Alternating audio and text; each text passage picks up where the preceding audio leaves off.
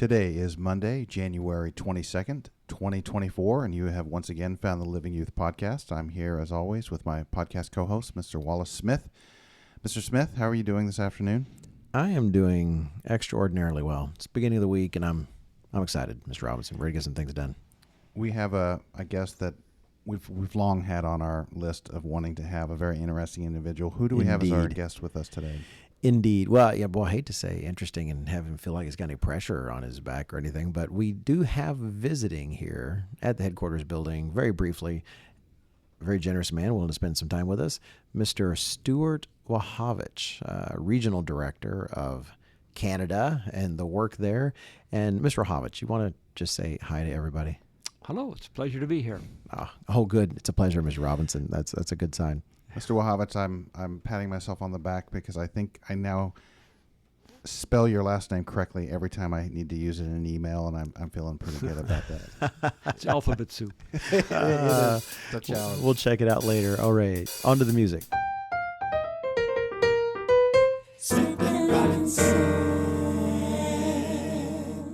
Thank you again, Jake and Julia, for that beautiful music, and welcome again to the Living Youth Podcast. And we have Mr. Wachowicz. Just so you know, Mr. Robinson was not just saying nice things because you're here, because there's a commandment about being honest, and so we strive. We have wanted you here for a long time, and I think there was even some times during council meetings when we kind of hoped to grab you, and once you might have been grabbed by somebody else. I can't recall, but regardless, it's nice to have you on our clutches, however briefly, to have you here. One, to introduce you for those teens and young adults out there that may not know you very well, but also to get your perspective on the work and what's going on in Canada, because it is such a large part of what we do, and yet it might be just completely foreign, both literally and metaphorically, to so many of our kiddos who are listening. So again, thank you for taking the time. Oh, you're more than welcome, sir. Honored to be here. All right. Mr. Robinson, as we were telling you before you sat down, has been doing some research. So he has a few questions we want to ask in terms of helping our audience to get to know you. Mr. Robinson, what's one of the questions you have for Mr. Wachowicz? Like any good podcast host, I have to do my background checks, right? I have to check with my sources and find out. But, when you ask people, because I asked a couple people from the Canadian office, and that's as far as I can't reveal my sources, of course. But the first thing that always comes up with you, and I know that you're a multifaceted person, so there's a number of things that you have knowledge on and are interested in, but it seems to me like one of the core elements of you and how you spent time with your life is in the area of education. How did you get into the area of education? And I know you, from what I understand, and maybe you could elaborate on this, you actually were very involved with what we would call the federal government of Canada in shaping educational policy. Is my information correct? It's partly correct. I actually went into education when I left high school in 1966, doing a university degree. And sometime after that, I began a teaching career, and then left that teaching career and took a different approach and ended up taking a degree in, I guess, what's now called Geographic Information Systems. Oh, wow. And I think it used to be called cartography, but they wanted to upgrade the name. And worked a bit with satellite mapping. And finally went back into education, 1975, and we had a very good career.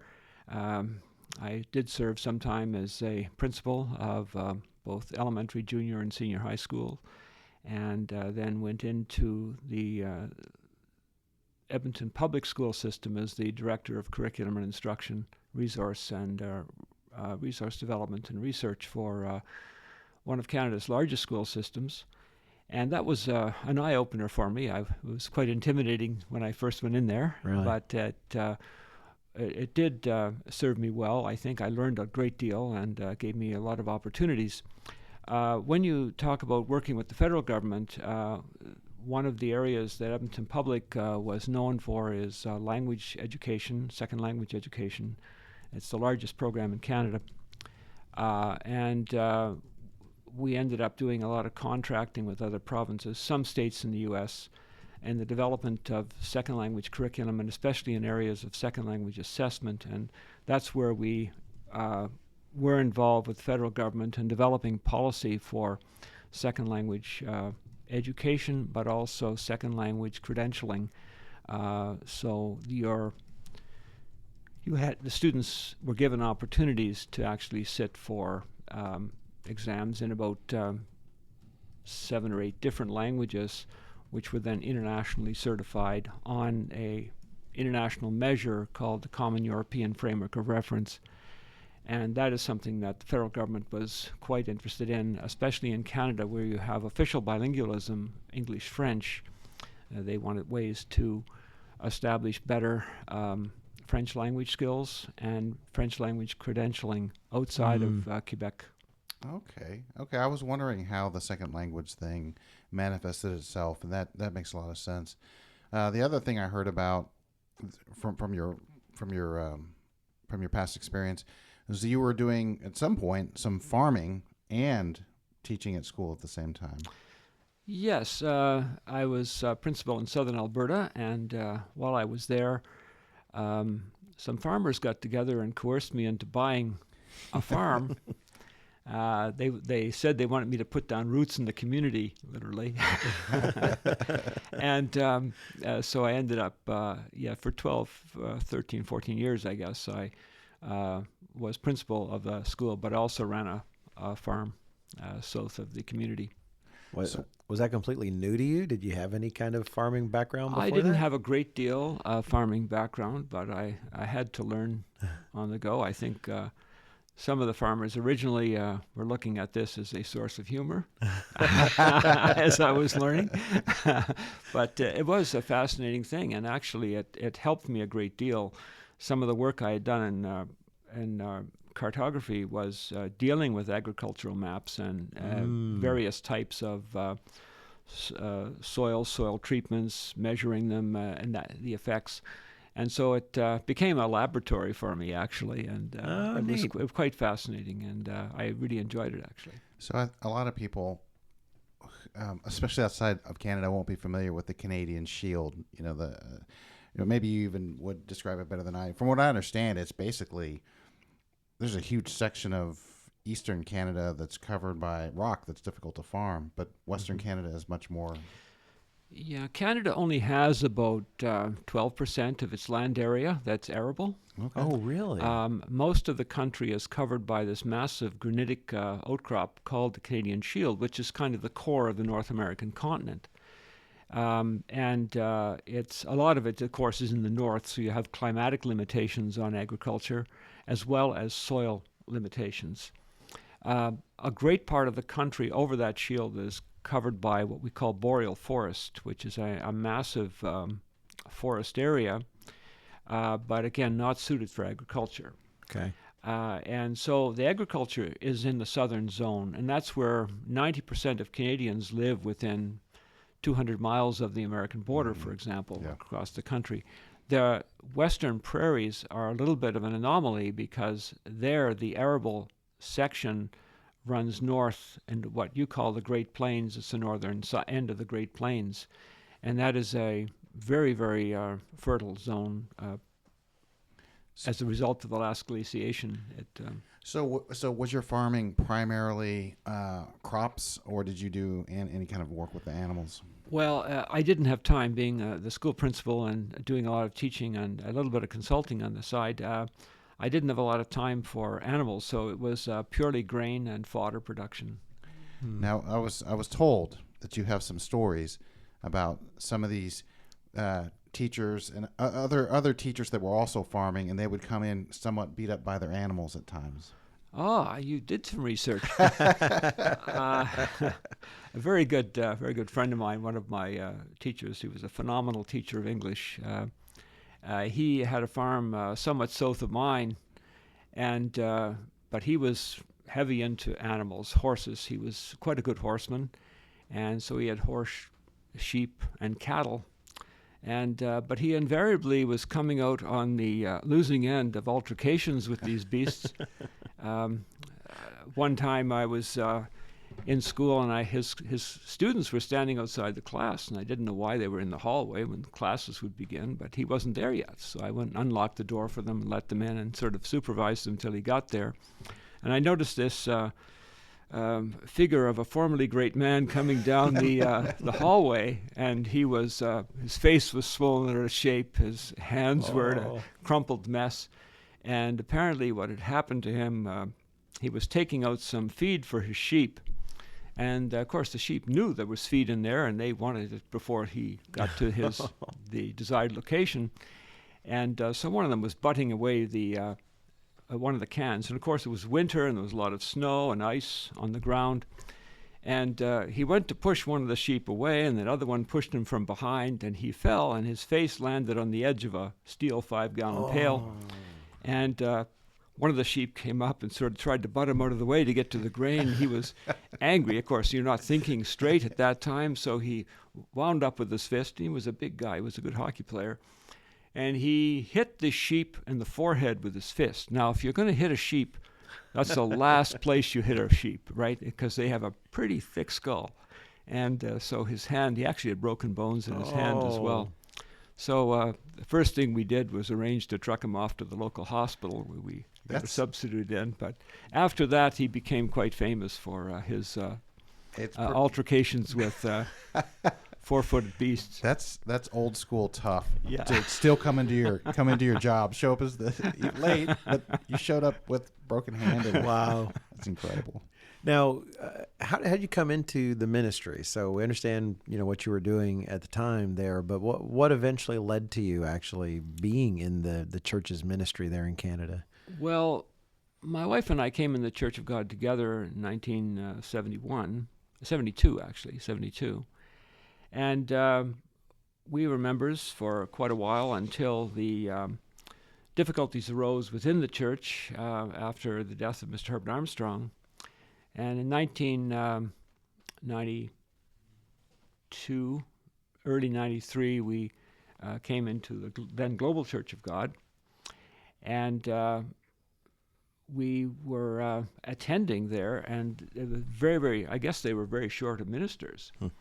And so one day, Mr. Laurinaitis, actually, who was the only minister we had in the province at that time in Global, called me up to the front of the Congregation. meeting hall, congregation. Yeah, couldn't think of the word there. And ordained me an elder. And that was 1995. Wow. And so after that, I ended up serving quite a few of the congregations as I could be of assistance to him, and going back and forth. I was still teaching, and eventually continued that when I went into Edmonton in 1997. There's a lot of ground to cover there in Canada. I imagine you put a lot of miles on the car. Yeah, it's a huge country. It's the second largest country in the world, and cities tend to be built at great distance from each other.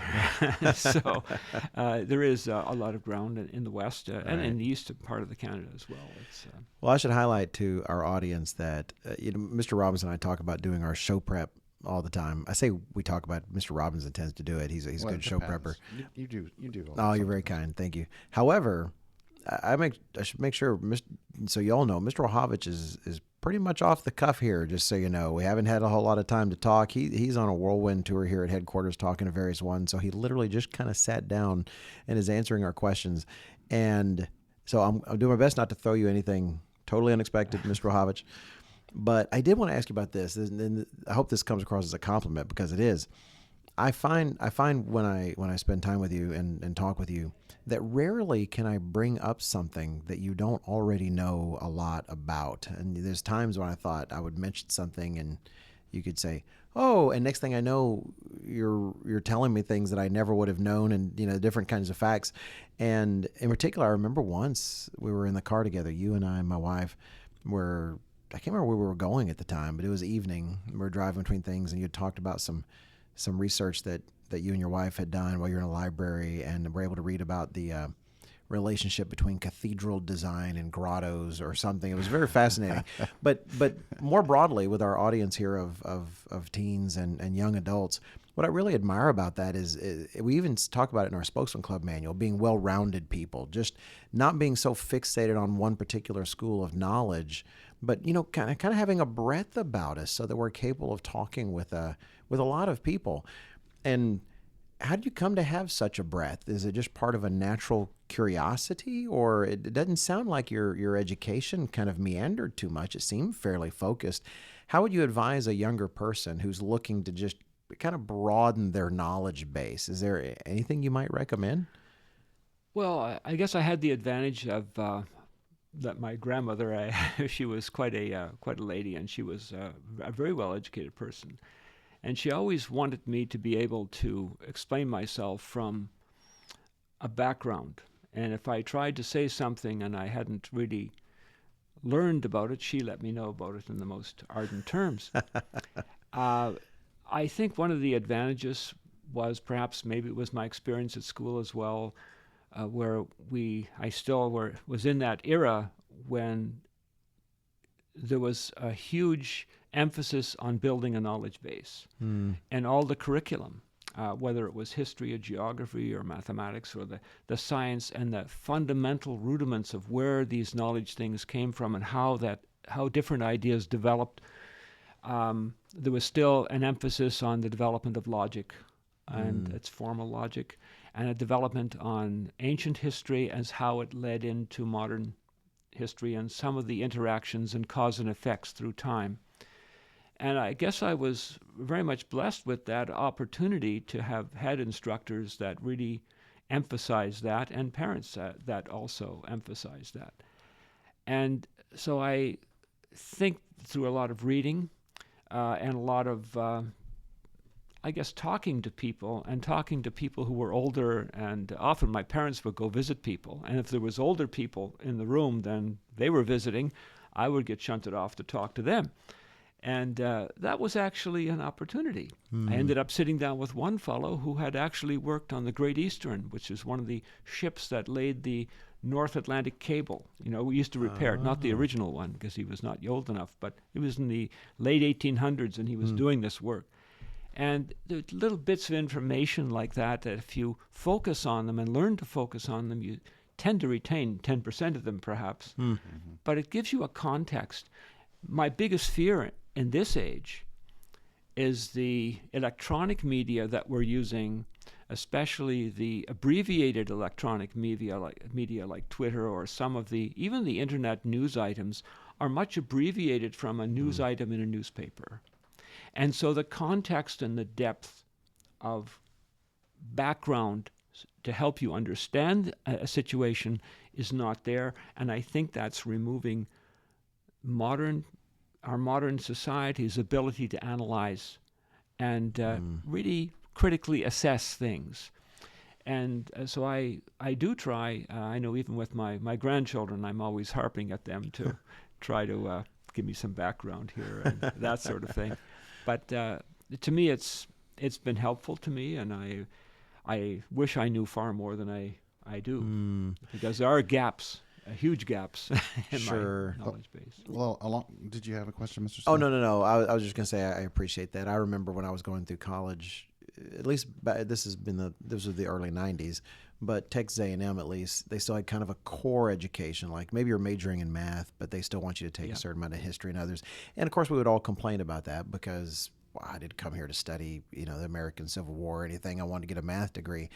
And yet if my whole life after that we're just talking about theorems and postulates, it would be terrible. And how much from my sociology class or this class has peppered my conversation and such. So this kind of but the ability to analyze the world from a broader perspective, right. I think that's actually a really helpful insight. Well, along those lines, I was going to ask you, because we're talking about teaching and learning and how you can have a good depth of knowledge. Your experience as a career educator, what's something, if there is something, what have you seen change the most over the last 40 or 50 years in the public school systems about how we were taught 40, 50 years ago versus where we are now and how the kids are being educated? And in particular, because we have a lot of teens and young adults listening, and I feel like hearing this might be helpful for them, because a lot of them they've got an education they need, and all they have, they might think, are the tools that are laid out for them. And so whatever is not here now might be something they need to keep in mind if they do want to get a good, proper education for their future. So what is it? What have you seen? The biggest changes I've seen in terms of the learning aspect, or the knowledge core that is presented in schools, are in two areas. One is in history, and our modern period is either abbreviating history, deleting history, or changing it. And fundamentally, a change to an historical event is effectively a lie. Right. And if people don't have a good background, you can't discern the lie from the truth. That is one change. A second change is in the loss of the knowledge base in what I would call heritage literature, because a lot of the allusions that we use in language, a lot of the different expressions we have, come from that heritage literature base, which also improves your expression and your ability to express. And I guess if there's a third area that has been hugely diminished, it's the loss of the acceptance in society of the reality of God. The loss of the understanding that there is this text called the Bible. Even if people don't believe it, if you know what's in it, it is actually a very rich source of both history. It's a very rich source of at least the concept of a moral base and the cause and effect relationship in life and choices we make. And when that is stripped away, and those three things are largely stripped away, I can't speak for the United States, but I can speak for Canadian school curriculum. And history has been almost completely removed as a contextual thing. There are little pieces here and there, but there's nothing to tie them together. And therefore, it's very easy to tell someone something that isn't true. So if I were going to encourage people, I would definitely find something. I think one of the great history resources of all time is Winston Churchill's 4-volume series, The History of the English-Speaking Peoples. I mean, it's still available, I guess, online, but it's not in print anymore, even though it's a Nobel Prize-winning piece of literature. It's very easily written, very well written, but it gives a timeline, a concept of all the things that were put together to build this society we call the, I guess, Anglo-Saxon world today, and all the ways that's influenced. And I don't think we realize sometimes the power of that Anglo-Saxon world and how it actually pushed its way into every nook and cranny of human existence almost. I remember being many times in China, and especially if I would go into the remote areas of Western China. You go to a place where there's hardly ever a foreigner. Everyone speaks Chinese. But on the police station, there's the word police in English. Or there's the word post office in addition to the Chinese term for post office. This is remarkable. And it just shows the penetration of influence.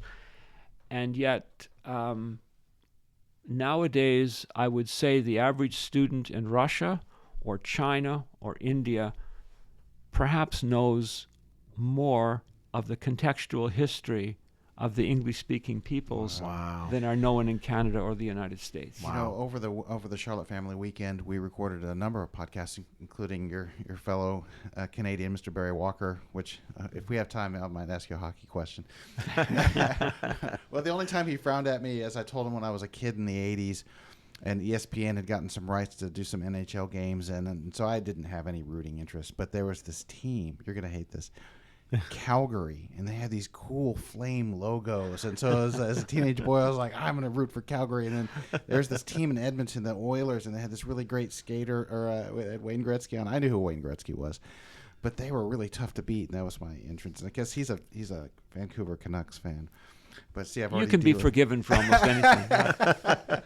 But when one of the podcasts we recorded was about the British Empire, and we had our guest Mark Sandor on. He's a pastor up in the Wisconsin area, and the whole reason we did that podcast was because of a poll that listed 5 random empires and asked, it was just a random internet poll, which was the worst empire, and they voted the British Empire. Yeah, with the Mongolian Empire, all these other empires, and then the result of the poll was that the British overwhelmingly, Empire the British was the worst in history. But what I thought was interesting about it, based on what you said, was, do you remember who the relationship Mark's friend was? But he had a British friend that he was able to ask about this. He said, "Oh yeah, growing up, we were taught in school the British Empire was bad." Yeah, his British friend, and he's a little younger than us, Mr. Sandor. But his British friend agreed. He's like, "Oh yeah, that's what we were taught." Yeah, it shows they have no knowledge of history. Well, if you're going to buy that, you have to. If you're going to compare empires. If you asked anyone in 1880 which empire would you prefer to be in, it would have been the British Empire. 100%. And that's from the context of those persons who were in those empires. And anyone who knows anything about, I think PragerU has a very good video on that. That if you have free speech, better thank the British Empire. Right. If you wanted to know who ended slavery, it was the British Empire. Yeah. William Wilberforce was the first person, and the British Empire became the first political jurisdiction in human history to ban slavery. Yeah, that came up in the podcast. And the other thing was, when the Germans were losing World War II, who did they want to surrender to? It wasn't the Russians. Exactly. Yes. Mr. Smith, did you have any follow-up questions? No, but I'll try to find that PragerU video and link to it on the Living Youth website. No, I really didn't. Based on that, that sounds like if we were trying to encourage our teens and young adults, recognizing that there are things present that used to be present in education that just aren't anymore. Mm-hmm. It sounds like what you're recommending is being willing to do the hard yards yourself and go out and seek that other information. Actually educate yourself concerning your culture and actual history and what took place to bring us to this place in civilization today, and not to expect your teachers to give you an accurate picture of that. And don't accept anything that's rather sensational and provocative right away. Do some research on it. Anything from climate change to some of the modern concepts in social structure. I mean, people need to really stop and do some thinking. Just because a celebrity says something doesn't mean it's true. Right. Well, I'm pretty thankful, truly, because when the internet came along, by and large, I liked it like everybody else in this access to information. But I'm thankful I grew up into my mid-20s. Everything I knew was from reading a book. And I was relatively well read, and so I felt like that's one thing I was going to say: be well read, but not on the internet. Get proper books. I never thought about that until you said it, because in my position, I definitely do a lot of research, and you're doing a lot of fact checking, and it's part of editorial. At the same time, I didn't think about that before, because I grew up with your card catalog and having to go through your vertical files and having to go through microfiche and Dewey Decimal System. You had to be far more selective of your sources, et cetera, because you couldn't review 18 things in a day. And gratefully, I have never thought about it. I try to bring that to my internet work, because you don't just read anything. You try to select. But realizing we have whole generations now that are growing up without that more self-filtering background, just to the fire hose that is the internet and what that changes about things. And it's superficiality. One of the things I think Mr. Weston's brought up in his Tame the Social Media Monster, which is a very good program, was that the executives of Silicon Valley are putting their children in schools without computers. Right, I've heard that. Mm-hmm. Yep. Now that should be a bit of a flag. Oh, absolutely. And I use computers. I use the internet. Of course, we must in this day and age. But I think we should not use it to the exclusion of traditional media. I still get 2 subscriptions to I know it's old-fashioned, the newspaper, right? In Canada, the Globe and Mail and the National Post, the 2 national papers. And when you read a headline, that's one thing. But that's what people are reading today, are headlines. But they forget the inverted pyramid system of writing, where you just give the exciting thing up front and then you explain it as you go through. Right. But the explanation and depth of the reasoning, when you read it, gives you a much more balanced picture of what's going on and a little depth. And it also gives you the arguments and the ideas that you can use if you're challenged on a thought, where you don't get that from the Twitter feed. That's a great point. I've had people, because I try to subscribe to both the New York Times and the Wall Street Journal to get, both sides.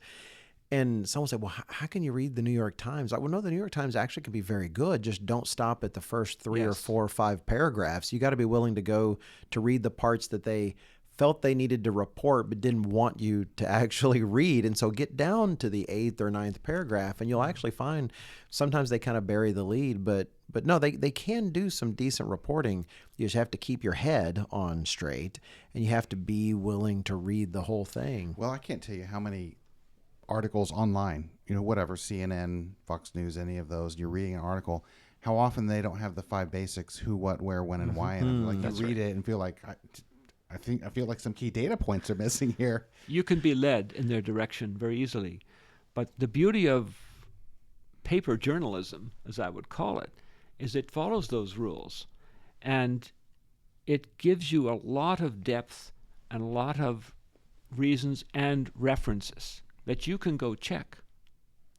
And that's something that you really need to be considerate of. And that richness to your knowledge base is much more full when you're reading a more complete picture of a incident. Maybe we can summarize that advice. Young folks out there, pursue a rich knowledge base. Work hard to build a rich knowledge base, and not just what they're feeding you. We know our time with you is limited. You have another meeting coming up. If I had to ask one more thing, we've recognized here you're from Canada, and clearly directing, a wonderful part of the work there in Canada. So for all of our teens and young adults who are listening, if you could share with them one thing, or more than one, it's your discretion, but one thing about what's going on in Canada that they might want to know, or something you would even encourage them to pray about, because we encourage all of our young people to not think of the work as something that they're not a part of. What might you say? And I know I'm kind of putting you on the spot, but what might you say before we let you go? Well, there are many things, but if I was going to limit it to one, I would say their prayers for God to really direct us to be able to focus a message to an audience that is really no longer familiar or committed to any kind of religious ideal. How do we package and frame a message to a group of people who fundamentally know that they can't just be a cosmic accident, but really need to how do you frame that message so you can get their attention, and they can start asking questions themselves, and then follow along so they might be able to gain some benefit from the vast amount of knowledge the church makes available. But how to get the message in front of people so they will hear it.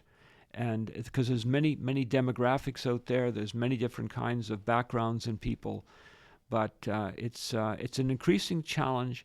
So many people have been conditioned, if they hear the word God or if they hear the word Bible, they just turn off and they don't want to go any further past that.